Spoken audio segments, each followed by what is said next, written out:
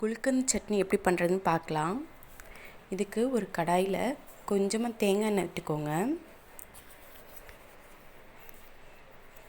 இந்த சட்னி தேங்காய் எண்ணெயில் செஞ்சிங்கன்னா தான் டேஸ்ட்டாக இருக்கும்.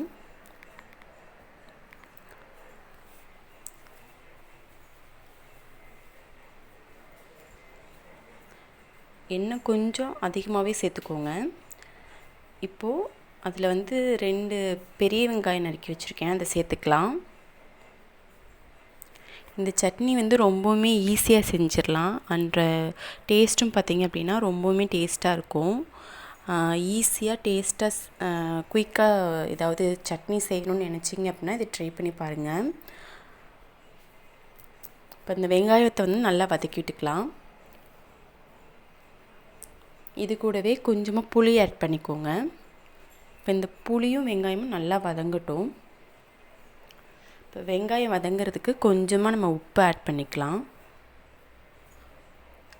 இப்போது இந்த வெங்காயத்தை நல்லா வதக்கி விடுங்க.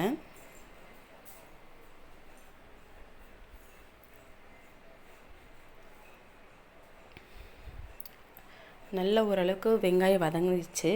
இந்த அளவுக்கு வதங்கினா போதும். இப்போ நம்ம கொஞ்சமாக 1/4 டீஸ்பூன் தனி மிளகாய்த்தூள் சேர்த்துக்கலாம்.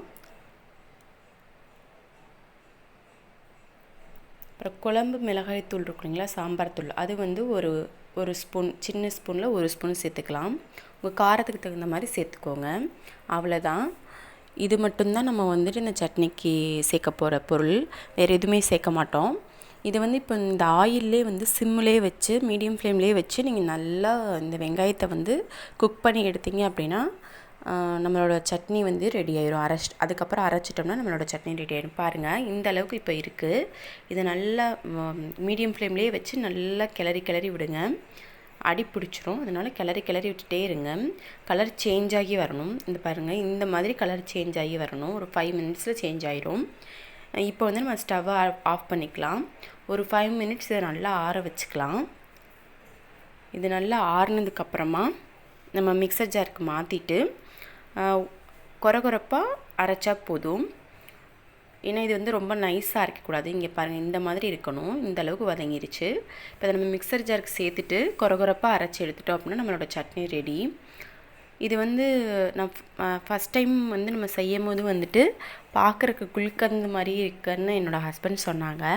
அதனால தான் இந்த சட்னியோட பேர் குல்கந்து. இதை ட்ரை பண்ணி பாருங்கள். எப்படி இருக்குன்னு கமெண்ட் பண்ணுங்கள்.